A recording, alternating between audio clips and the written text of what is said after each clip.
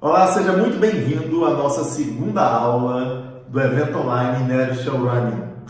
Na primeira aula, nós vimos um mapa de riscos de lesões em corrida, como elas são multifatoriais.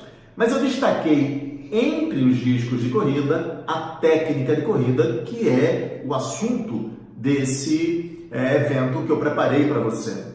Então, dentro da técnica de corrida, eu mostrei qual o momento em que a corrida oferece risco de lesões e como a inércia atua nesse momento, quais os riscos que ela representa. Então, se você não assistiu a primeira aula, eu recomendo que você volte um pouco mais acima nessa página e assista a primeira aula para que você entre no contexto da sequência de eventos e que nós vamos trabalhar nesta aula aqui. Então vamos dar seguimento com o conteúdo desse vídeo.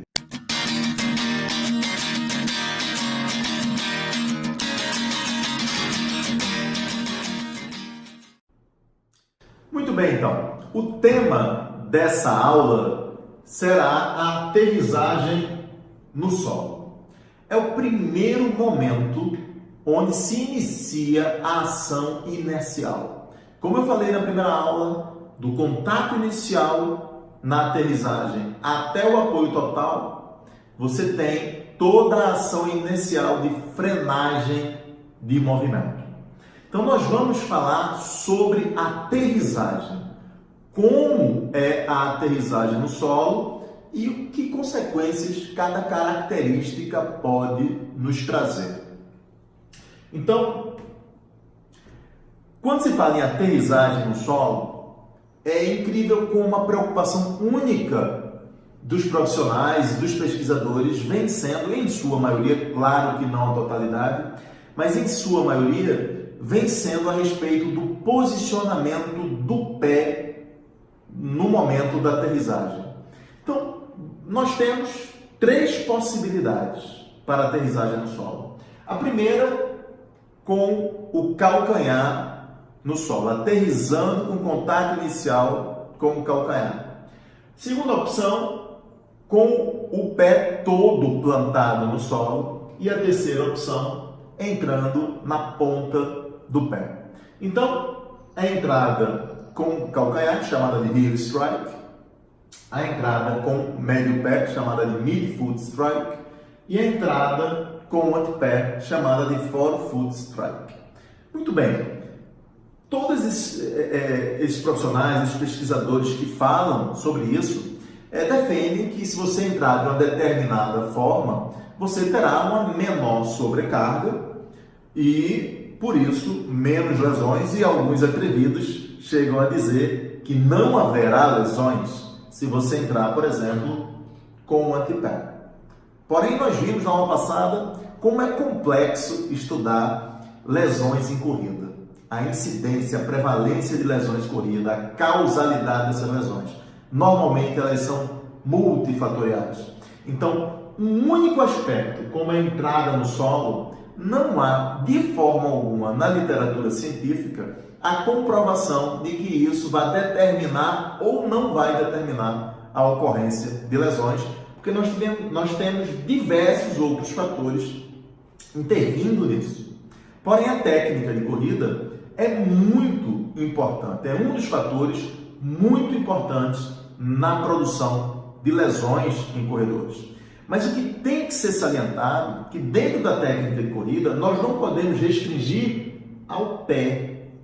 Nós temos que observar o conjunto de todo o corpo, porque o posicionamento do pé nada mais é que uma mera consequência do posicionamento global do corpo.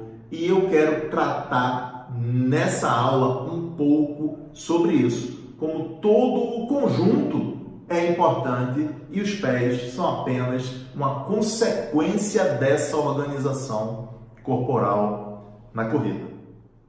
O primeiro aspecto, então, que você vai observar no momento da aterrissagem é como o pé entra no solo e se ele entrar com o calcanhar, que cerca de 80% dos corredores entram no solo com o calcanhar, os outros 20% ou entram com o médio pé ou com o antepé. Mas a imensa maioria entra sim, como esse corredor aqui, com o retropé, com o calcanhar. Quando ele entra com o calcanhar, uma coisa que você tem que medir, ou mesmo que seja apenas observacional, sem medição de ângulo, como está aqui, é qual o ângulo de inclinação do pé. Esse ângulo de inclinação do pé é feito entre a linha do solo e a sola do tênis. Então você vê aqui a inclinação, aqui, a linha do solo e a inclinação da sola do tênis. Então, quanto maior for a abertura desse ângulo, mais inclinado esse pé está. Ou seja, a entrada é mais marcada com o calcanhar. O que é importante ressaltar aqui é que entradas muito acentuadas, como esse caso aqui com o calcanhar, são fontes já conhecidas por alguns estudos de aumento do momento extensor do joelho. Ou seja, vai haver uma solicitação sobre o mecanismo extensor do joelho mais acentuada para frear essa descida. Como eu falei na aula passada, desse ponto até o apoio total, essa frenagem de descida, porque a partir daí o joelho começa a fletir. Então, essa exigência do mecanismo extensor de frenagem do movimento é maior. Então, se seu atleta já tem um histórico de dor femoropatelar, ou de tendinite ou uma tendinopatia de tendão patelar, essa é uma forma de entrada no solo muito perigosa para ele. E se ele já tem uma lesão específica de corrida na região do joelho, saiba que aqui você tem uma técnica de corrida que vai imputar a ele uma sobrecarga maior sobre essas estruturas, sobre a articulação femoropatelar, sobre tendão patelar. Então, seria muito interessante fazer um retreinamento da técnica para reduzir essa angulação. Talvez entrar com o médio pé ou simplesmente entrar com o calcanhar, só que ao invés de um pé muito inclinado, o pé muito menos inclinado. Se você está se perguntando agora qual a angulação ideal, a ciência não fala sobre isso. Só diz que quanto maior a elevação do pé, quanto maior a dorsiflexão, mais acentuado é o esforço sobre o mecanismo extensor. Então, essa não é uma forma interessante de entrada no solo. Essa é uma medição que só serve para quem entra com o calcanhar. Se já entra com o pé chapado ou na ponta do pé, não tem nada o que medir. Um fator associado a isso aqui, um outro parâmetro que se associa a isso aqui, é a posição da perna, a posição da tíbia, que ela pode entrar, como aqui mostra, uma tíbia em extensão vertical ou raramente em flexão. Isso aqui é muito raro. Mas em extensão é assim, quando a tíbia está inclinada para trás em relação ao tornozelo. Se você observar, a articulação do joelho se encontra atrás da articulação do tornozelo. Então, essa posição inclinada da tíbia aqui também aumenta o momento extensor do mecanismo extensor do joelho. Então, mais um parâmetro que se alia à posição do pé para sobrecarregar a articulação do joelho, e alguns outros estudos falam em fratura de estresse, em canelite, em situações onde o corredor entra com o ângulo de inclinação do pé muito marcado, associado a uma tíbia posteriorizada.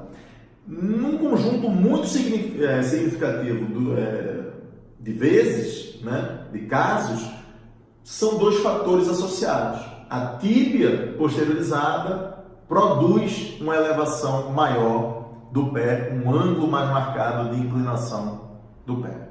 Então, você veja que não é só a posição do pé, mas a perna já entra no conjunto aqui, e observe também o posicionamento do joelho em si. Quanto maior a extensão do joelho no ataque ao solo, maior a sobrecarga sobre ele, maior a necessidade da ação excêntrica sobre o quadríceps, o que vai sobrecarregar tendão patelar e articulação fêmur patelar. Então você veja que a gente já está aqui subindo, não é só o pé, mas a pé, posição tíbia e articulação de joelho.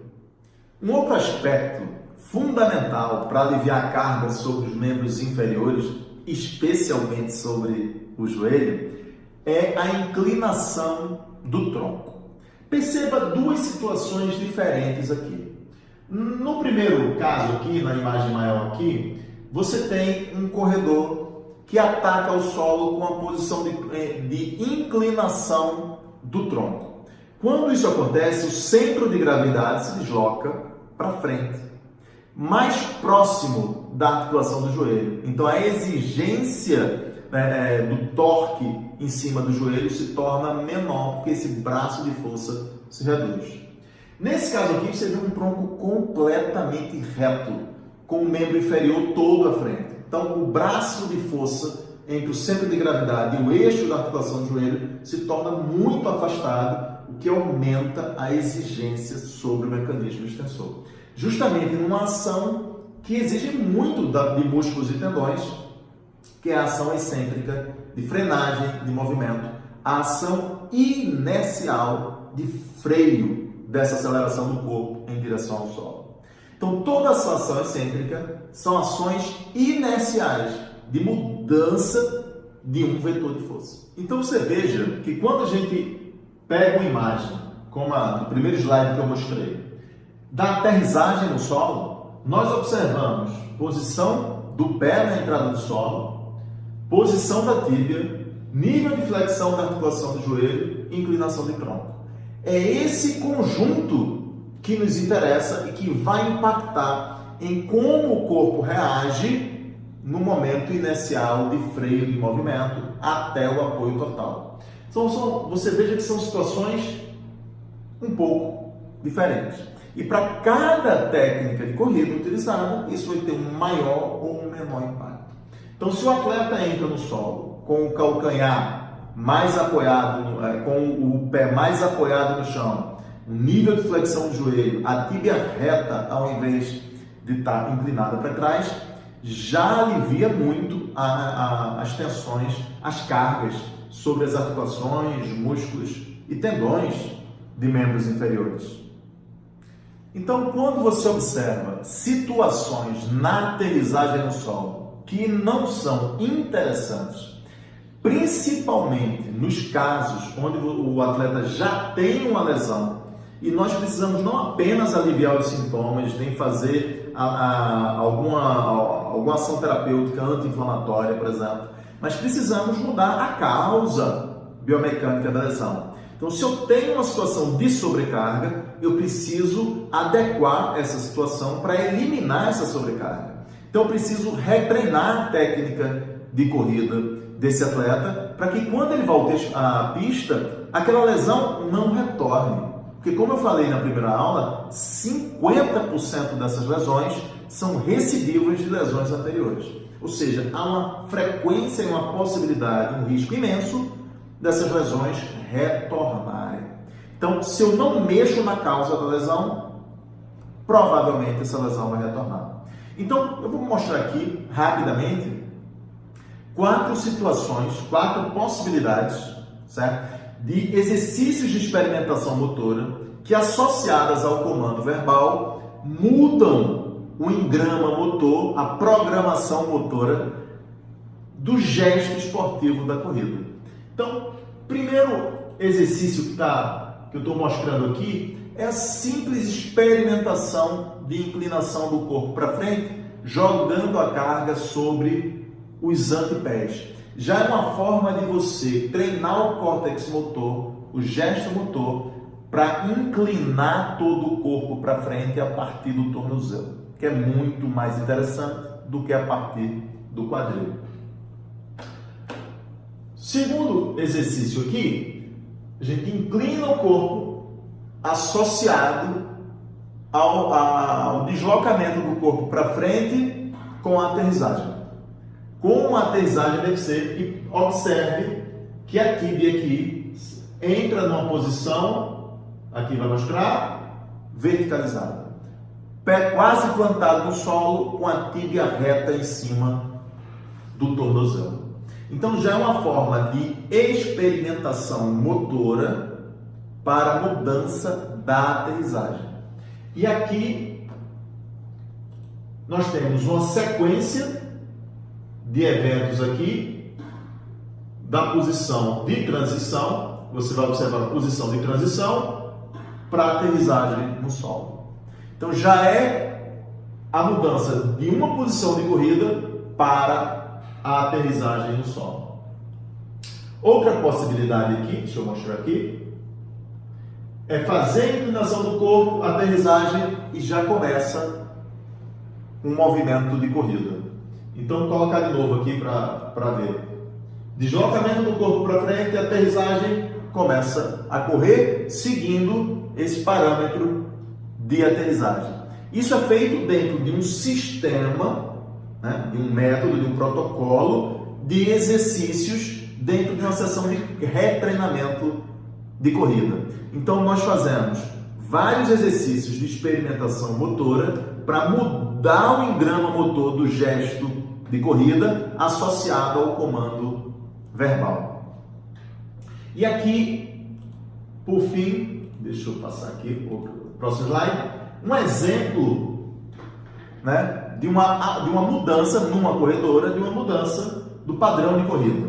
Observa nessa imagem, aterrissagem com o antepé, a tíbia muito posteriorizada, o tronco completamente reto. Parece que o tronco não participa da corrida, parece que as pernas trabalham sozinhas na corrida. E observa aqui, nessa imagem, como ela entra com o calcanhar, só que sem ser muito inclinado, quase plantado no solo, a tíbia praticamente vertical. Olha o nível de flexão de joelho, como aumentou, aqui reduzindo a necessidade do momento extensor do joelho e a inclinação do tronco para frente. Então o retreinamento atingiu todo o conjunto corporal, não o pé, como se prega por aí afora. Então não se preocupe de forma alguma como posicionar o pé, mas se preocupe sim como posicionar o corpo inteiro. Veja agora em vídeo a diferença do antes e depois. Repare aqui na imagem como é diferente o padrão de corrida do antes e depois, e que isso modifica muito a realidade esportiva desse atleta. Assim nós encerramos a nossa segunda aula do Inertial Running. Na próxima aula nós vamos ver o próximo momento decisivo na corrida, o apoio total, o ponto de transição para o segundo momento inercial da corrida. Eu te vejo lá.